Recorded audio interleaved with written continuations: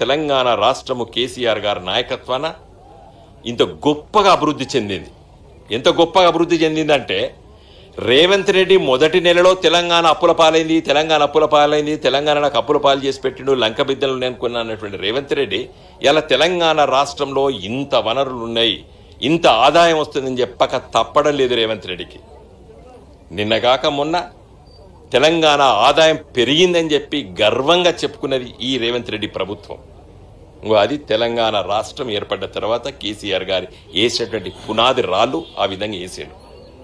ఈరోజు క్లుప్తంగా మీ ముందు నేను చెప్పదలుచుకున్నది, ఈ మీటింగ్ పెట్టింది మేము ఇక్కడికి వచ్చి మా నిరసన తెలియాలనుకున్నది ఏంటంటే, ఇది నిరసన కాదు, ఇది మేము మా కళాతోరణాన్ని ఇలా సాయంకాలం పూట మరి అందరి విజిటర్స్ లాగా మేము వచ్చి చూస్తున్నాం. ఇది మా అందరి విజిటర్స్ లాగా మేము వచ్చి చూసుకుంటున్నాం, చిన్న పైసలు చూసుకుంటున్నాం. దీన్ని ఇంత గొప్ప వైభవాన్ని ఇలా తెలంగాణ రాష్ట్రం ఏర్పడ్డ తర్వాత ఒక వైభవంగా ఈ చిహ్నాన్ని ప్రపంచవ్యాప్తంగా మరి ప్రచారం అయ్యిందంటే తెలంగాణ రాష్ట్ర ఏర్పాటు పట్ల.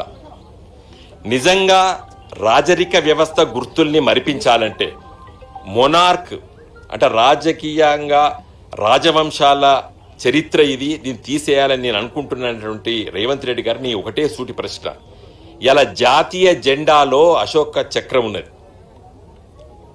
ఇవాళ మన దేశం ఒక ఎంబలం, అది 4 సింహాలు 3 సింహాలు మనకు అవుపడతాయి. అది సార్నాథ్, దాదాపు 2000 సంవత్సరాల చరిత్ర, అది అశోక చక్రం చరిత్ర. అది మరి దాన్ని తీసేస్తావా?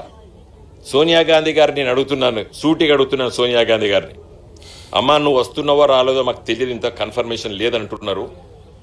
మీరు వచ్చి రేవంత్ రెడ్డి గారి ఈ ప్రతిపాదనను మీరు అంగీకరిస్తే మొదటి ప్రధాని మీ కుటుంబ సభ్యుడు, మీ కుటుంబ పెద్ద పండిత్ జవహర్ లాల్ నెహ్రూ గారు తీసుకున్న నిర్ణయాన్ని మరిపించేటువంటి శక్తులకు బలోపేతమవుతాయి.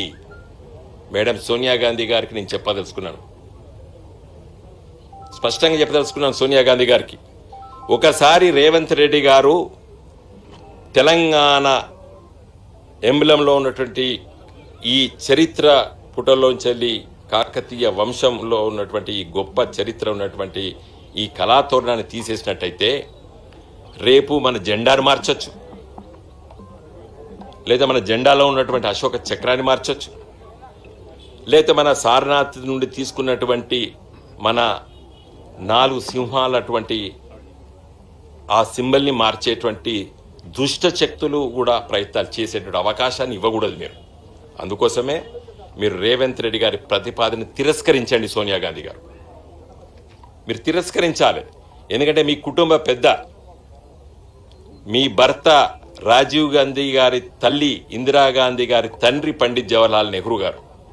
మీరు ఇవాళ రాజకీయాల్లో ఉన్నారంటే కేవలం పండిత్ జవహర్లాల్ నెహ్రూ గారి వారసత్వంగానే మీరు ఇవాళ రాజకీయాల్లో ఉన్నారు. మీరు మరి వారు తీసుకున్న నిర్ణయాలు కూడా కరెక్టే కదా. రేవంత్ రెడ్డి గారు తీసుకున్నటువంటి నిర్ణయమే తీసుకుంటే రేపు భారత జాతీయ జెండాలో ఉన్నటువంటి అశోక చక్రాన్ని, లేకపోతే మరి మన 3 సింహాలు మనకు అవుపడితే ఇంకో సింహం వెనుకకుంటుంది, 4 సింహాలు కూడా నేను మార్చుతాను. దుష్ట శక్తులు రావచ్చు ఈ దేశంలో, చట్ట వ్యతిరేకం అది. మనకు ఫ్లాగ్ కోడ్ ఉన్నది. నేను అందుకే చెప్పదలుచుకున్నాను, మీరు చేసేటువంటి ఈ ప్రయత్నము, రేవంత్ రెడ్డి గారు చేసేటువంటి ఈ ప్రయత్నము, అసలు ఈయన నిజమైన కాంగ్రెస్ నాయకుడు కాదు. కాంగ్రెస్ పార్టీలు ఉంటే ఒక జాతీయ భావం ఉంటుంది. ఇవాళ విస్తీర్ణవాదంతో ఉన్నటువంటి మనస్తత్వం ఉన్నటువంటి వ్యక్తి రేవంత్ రెడ్డి గారు. ఇవాళ చంద్రబాబు నాయుడు గారు, ఈ రేవంత్ రెడ్డి గారు ఇద్దరు గురు శిష్యులు. రేపు తెలంగాణ చరిత్రను మరిపించాలే, తెలంగాణ ప్రజలకు తమ చరిత్ర ఉండొద్దు, తెలంగాణ ప్రజలకు తమ కళలో అవుపడొద్దు అనేటువంటి దుష్ట శక్తులు ఇలా ప్రయత్నం చేసే దాంట్లోపట ఈ రేవంత్ రెడ్డి గారు ముందు ఉండి ప్రయత్నం చేస్తున్నాడు. రెండో అంశం ఏం చెప్తాడు, నేను తెలంగాణ ఉద్యమ స్ఫూర్తి తగ్గట్టు ఈ ఎంఎల్ఎంని చిత్రీకరిస్తా అని చెప్తున్నాడు. అసలు నీకు హక్కు ఎక్కడిది? తెలంగాణ ఉద్యమ చరిత్ర గురించి, తెలంగాణ ఉద్యమ స్ఫూర్తి గురించి మాట్లాడే నైతిక హక్కు ఉన్నదా మీకు? రేవంత్ రెడ్డి గారు తెలంగాణను వ్యతిరేకించిన వాళ్ళు, తుపాకీ గొట్టం బట్టి తిరిగిన వాళ్ళు మీరు, తెలంగాణ ఉద్యమాన్ని అణిచేటువంటి చంద్రబాబు నాయుడుకు వత్తసు పలికిన వారు మీరు తెలంగాణ ఉద్యమం గురించి మాట్లాడే ఉద్యమ స్ఫూర్తిని నేను చిహ్నంలో నింపుతా అంటే అది హాస్యాస్పదమైంది. నవ్వుతారు అందరు ప్రజలు, తెలంగాణ ప్రజలు.